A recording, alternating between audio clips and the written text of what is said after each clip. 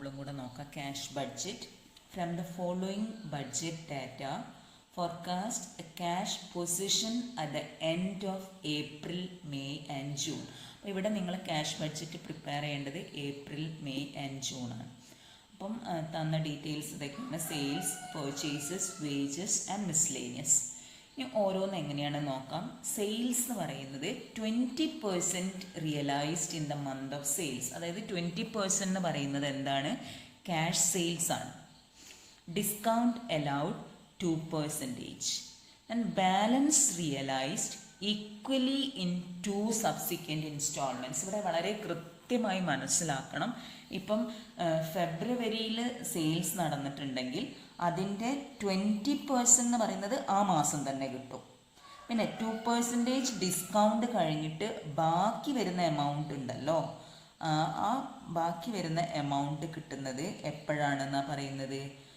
അതായത് ഇപ്പം ഇതിൽ ഫെബ്രുവരിയിൽ നടക്കുകയാണെങ്കിൽ അതിൻ്റെ ബാക്കി വരുന്നത് ഒന്ന് മാർച്ചിലും കിട്ടും, ബാക്കിയുള്ളത് ഏപ്രിലും കിട്ടും. ഈക്വലിയാണ്. Balance realised equally in 2 subsequent months. ഇപ്പം ഏപ്രിലത്തതല്ലേ നമ്മളോട് പ്രിപ്പയർ ചെയ്യാൻ വന്നിരിക്കുന്നത്. അപ്പോൾ ഏപ്രിലത്തെ സെയിൽസ് എന്ന് പറയുന്നത് ടോട്ടൽ 80,000 ആണ്. 80,000ൻ്റെ 20% എന്ന് പറയുമ്പോൾ 16,000 ഏപ്രിലിൽ തന്നെ കിട്ടും. മനസ്സിലായല്ലോ? അപ്പോൾ ബാക്കിയുള്ള 80,000ൻ്റെ 2% ഡിസ്കൗണ്ട് കഴിച്ചാൽ ക്യാഷ് സെയിൽസ് എന്ന് പറയുന്നത് 15,680 വരും. അതിൻ്റെ കൂടെ നിങ്ങൾ ആഡ് ചെയ്യേണ്ടത് ഏതൊക്കെയാണെന്നറിയോ? തൊട്ട് മാർച്ചിൻ്റെ എത്ര പെർസെൻറ്റേജാണ്?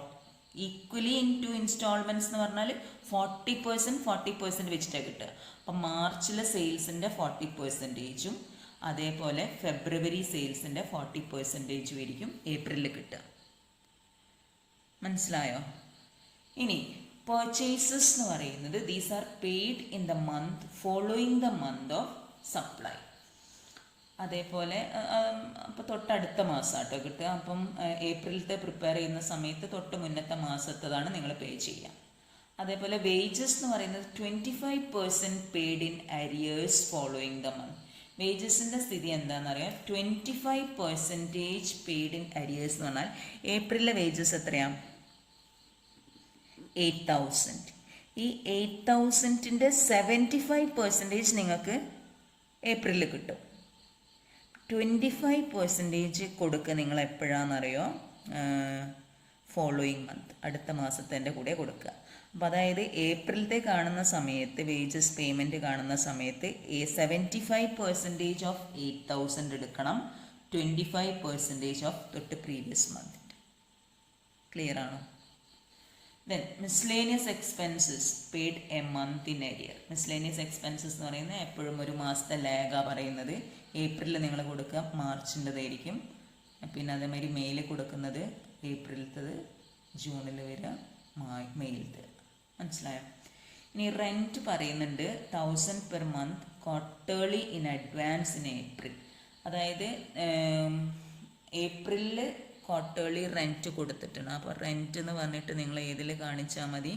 ക്വാർട്ടേർലി റെൻ്റാണ്. 1,000 പെർ മന്ത് എന്ന് പറയുമ്പോൾ 3 മാസത്തെ 3,000 വരും. അത് ഏപ്രിലിൽ കാണിക്കാം. Income tax first instalment of advance tax 25,000 due on or before 15th June എന്നാണ് പറയുന്നത്. അപ്പോൾ ഇൻകം ടാക്സ് എന്ന് പറഞ്ഞിട്ട് ജൂണിൽ കാണിക്കാം. Income from investments ₹5,000 received quarterly in April, July etcetera. അപ്പോൾ ഏപ്രിലും ജൂലൈയിലുമാണ് വരുന്നത്. അപ്പോൾ ഏപ്രിലത്തേൽ മാത്രമേ നമുക്ക് ഇൻകം ഫ്രം ഇൻവെസ്റ്റ്മെൻറ്റ്സ് എന്ന് പറഞ്ഞാൽ കാണിക്കാനുണ്ടാവുള്ളൂ. Cash in hand opening balance 5,000. ഇത് ചെയ്യുന്നതൊന്ന് നോക്കാം. അപ്പം cash budget April, May, June ആണ്. സ്റ്റാർട്ട് വിത്ത് ക്യാഷ് റിസീപ്റ്റ്സ് ആദ്യം എഴുതാം. ഓപ്പണിംഗ് ക്യാഷ് ബാലൻസ് നിങ്ങൾ തന്നിട്ടുണ്ട്. ഏപ്രിലത്തത് 5,000. ഇനി ക്യാഷ് റിസീവ് ഫ്രം ഡെറ്റേഴ്സ് ആണ് കാണേണ്ടത്. അപ്പോൾ ഏപ്രിലത്തെ ഡെറ്റേഴ്സ് കാണുന്ന സമയത്ത് കളക്ഷൻ ഫ്രം ഡെറ്റേഴ്സ് കാണുന്നത് ഞാനൊന്ന് പറഞ്ഞു തരാം. ഇങ്ങനെയായിരുന്നു പറഞ്ഞത്. സെയിൽസിൻ്റെ 20% ക്യാഷ് സെയിൽസ് ആണ്. അപ്പോൾ ഏപ്രിലത്തെ സെയിൽസ് എന്ന് പറയുന്നത് 80,000 ആണ്. 80,000ൻ്റെ 20% ക്യാഷ് സെയിൽസ്, അതിന് 2% ഡിസ്കൗണ്ട് കൊടുത്താൽ ശരിക്കും ക്യാഷ് സെയിൽസ് ക്യാഷായിട്ട് എത്രയേ കിട്ടുള്ളൂ? 15,680. ഇനി ബാക്കി വരുന്നത് ബാലൻസ് എന്ന് പറയുന്നത് 80% ഉണ്ടാവുമല്ലോ. ഈ 80% is realised equally in 2 subsequent months എന്നാണ് പറയുന്നത്. അതായത് ഏപ്രിലത്തത് കിട്ടുക മെയ്യിലും എപ്പോഴുമായിട്ട് ജൂണിലായിട്ടാണ്. അപ്പോൾ ഏപ്രിലിൽ കിട്ടുന്നത് ഏതൊക്കെയായിരിക്കും? 40% of sales of the March and 40% of the sales of Feb. അതാണ് നിങ്ങൾ ആഡ് ചെയ്യുന്നത്. ഇങ്ങനെ ഓരോ മാസത്തിൻ്റെതും കണ്ടുപിടിക്കുക.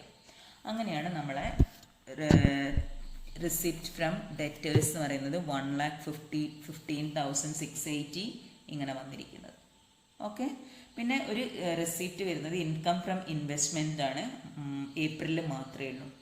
Get total of cash receipts in the month of April. ഏപ്രിലത്തെ മാത്രം എടുത്താൽ മതി. അതേപോലെ ഇനി പേയ്മെൻറ്റ്സ് ആണ് നമ്മൾ എഴുതാൻ പോകുന്നത്. പേയ്മെൻറ്റ്സ് എഴുതുന്ന സമയത്ത് ശ്രദ്ധിക്കുക, ക്രെഡിറ്റേഴ്സ് എങ്ങനെയാണ് കൊടുക്കുന്നതെന്നാണ് പറയുന്നത്. Creditors are paid in the following month. അപ്പോൾ ക്രെഡിറ്റേഴ്സ് ഓഫ് ഏപ്രിൽ എന്ന് പറയുന്നത് ഏതിൻ്റെതാണ് കൊടുക്കുക? മാർച്ചിലെ പർച്ചേസ് നടത്തിയതാണ് ഏപ്രിലിൽ കൊടുക്കുക. അതേമാതിരി മെയിൽ കൊടുക്കുന്നത് ഏപ്രിലിൽ നടത്തിയ പർച്ചേസസിൻ്റെത്, അങ്ങനെ പോകും. അതേപോലെ വേജസ് എന്ന് പറയുന്നത് ഞാൻ നേരത്തെ പറഞ്ഞു കഴിഞ്ഞ് 25% എങ്ങനെയാണ് വരുന്നത്? 75% അതാത് മാസം കൊടുക്കും. അപ്പം ഏപ്രിലിൽ ശരിക്കും വേജസ് 8,000 വരിക. അപ്പം 75% അന്ന് ആ മാസം തന്നെ കൊടുക്കണം. 25% അരിയറാണ്. അതായത് ഏപ്രിലത്തത് കൊടുക്കുന്നത് മെയിലായിരിക്കും. അപ്പോൾ ഏപ്രിലിൽ കൊടുക്കുന്നത് നമ്മൾ ഏതിൻ്റെതായിരിക്കും? തൊട്ട് പ്രീവിയസ് മന്തിൻ്റെ, അതായത് മാർച്ചിൻ്റെ 25% ആണ് അരിയറായിട്ട് ഏപ്രിലിൽ കൊടുക്കുക. അതേപോലെ മെയിൽ നോക്കുകയാണെങ്കിൽ 75% ഓഫ് മെയ് എടുക്കും, 25% ഓഫ് പ്രീവിയസ് മന്ത്. ജൂണിലും അങ്ങനെ തന്നെ 75% ഓഫ് ജൂൺ വേജസ് നോക്കുക, അതേപോലെ 25% ഓഫ് മെയ്. ഇങ്ങനെയാണ് എടുക്കേണ്ടത് വേജസ്. ഓക്കെ. അപ്പോൾ വേജസ് ഇങ്ങനെ വരും. ദെൻ റെൻറ്റ് തന്നിരിക്കുന്നത് ക്വാർട്ടേർലി റെൻറ്റാണ് കൊടുക്കുന്നത്. 1,000 പെർ മന്ത് വെച്ചിട്ട് ഏപ്രിലിൽ. അപ്പോൾ അത് 3,000. 1,000 × 3. ക്വാർട്ടർ എന്ന് പറഞ്ഞാൽ 3 മാസം. മിസ്ലേനിയസ് എക്സ്പെൻസസ് എന്ന് പറഞ്ഞ് തന്നിട്ടുണ്ട്. അതും മിസ്ലേനിയസ് എക്സ്പെൻസസ് പറയുന്നത് paid A month in arrear എന്നാണ് പറയുന്നത്. അതായത് ഏപ്രിലിൽ കൊടുക്കുന്നത് നമ്മൾ മാർച്ചിൻ്റെതായിരിക്കും, അതേപോലെ മെയ്യിൽ കൊടുക്കുക ഏപ്രിലത്തേതായിരിക്കും, ജൂണിൽ കൊടുക്കുന്നത് മെയ്യിലത്തേതായിരിക്കും. മനസ്സിലായോ? ഇൻകം ടാക്സ് പറയുന്നത് 25,000 in the month of 15th June ആണ്. അപ്പോൾ അവിടെ മാത്രം എഴുതുക. ആദ്യം get the total of cash payments in the month of April, get closing balance, difference between total cash receipt and cash payments. ഈ ക്ലോസിംഗ് ബാലൻസ് ആണ് നിങ്ങൾ എന്താക്കി കൊടുക്കേണ്ടത്? മെയിലെ ഓപ്പണിംഗ് ബാലൻസ് ആയിട്ട് എഴുതേണ്ടത്. എന്നിട്ട് മെയിലത്തെ ടോട്ടൽ ക്യാഷ് റെസീപ്റ്റ് എടുക്കുക. Then get total cash payments in the month of May 1,19,500 വരും.